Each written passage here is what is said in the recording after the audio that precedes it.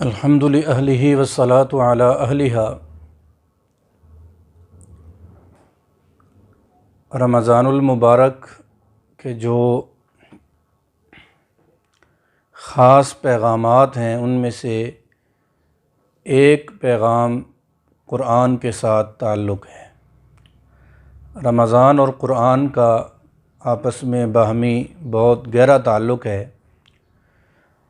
ایک تعلق تو وہ ہے کہ جو قرآن حکیم میں بیان ہوا ہے، شہر رمضان الذی انزل فیہ القرآن ھدی للناس وبینات من الھدی والفرقان، کہ رمضان میں قرآن حکیم نازل ہوا ہے اور وہ قرآن جو ہدایت کی روشن دلیلیں ہیں اور حق و باطل کے درمیان فرق کرنے والا ہے، کسوٹی اور معیار ہے۔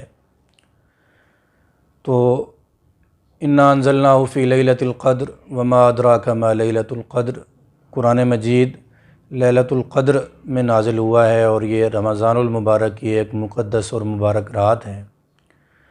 تو نزول قرآن کا مہینہ ہے رمضان، اور اس وجہ سے رمضان اور قرآن کا ایک خاص تعلق ہے۔ ایک تعلق یہ ہے، ایک مشترک بات دونوں کی یہ ہے کہ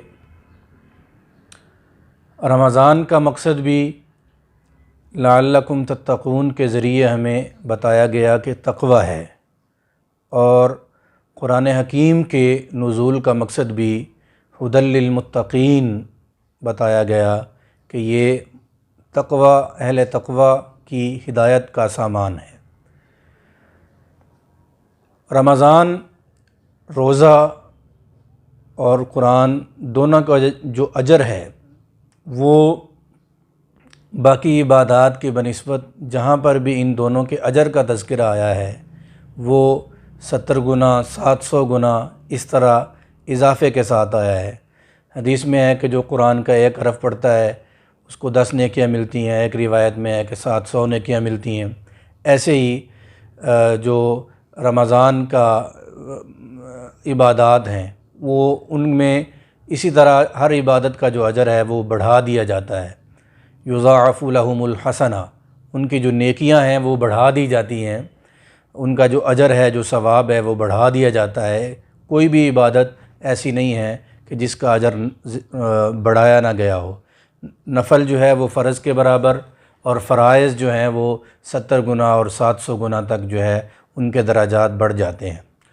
ایسے ایک حدیث ہے، جناب نبی کریم صلی اللہ علیہ وسلم نے ارشاد فرمایا کہ الصیام والقرآن یشفعان للعبد، کہ روزہ اور قرآن دونوں اللہ کے ہاں بندے کی سفارش کریں گے۔ یقول الصیام ای رب انی منعتہ الطعام والشہوات بالنہار فشفعنی فیہ، اے اللہ میں نے دن بھر اس کو شہوات سے اور کھانے پینے سے روکے رکھا، تو اب اس کے بارے میں سفارشی بن کر آیا ہوں، تو میری گواہی اس کے بارے میں قبول کیجیے۔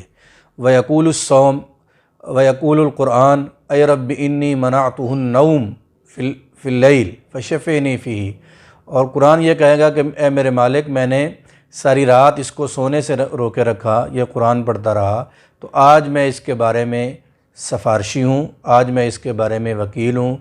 جناب نبی کریم صلی اللہ علیہ وسلم نے ارشاد فرمایا فیشفعان، یعنی روزہ اور قرآن جس کے بارے میں گواہی دیں گے تو ان کی گواہی قبول ہوگی، وہ گواہی مانی جائے گی، یعنی اللہ تعالیٰ اس بندے کی بخشش فرما دیں گے۔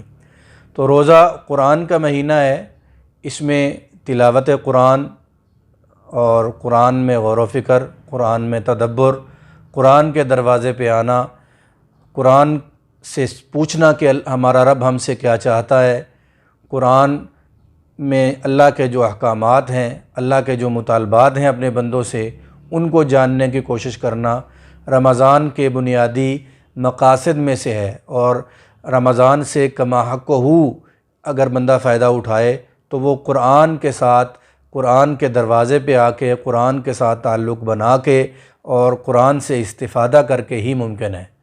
تو اس میں قرآن مجید کے جو 5 بنیادی حقوق ہیں ان کو سامنے رکھا جائے کہ سب سے پہلے قرآن پر ایمان لانا، نمبر 2 قرآن کی تلاوت کرنا، نمبر 3 قرآن سمجھنے کی کوشش کرنا، اور نمبر 4 قرآن کے جو احکامات ایمان میں، علم میں آ چکے ہیں، سمجھ میں آ چکے ہیں، ان پہ عمل کرنا، اور نمبر 5 قرآن کے احکام دوسروں تک پہنچانا۔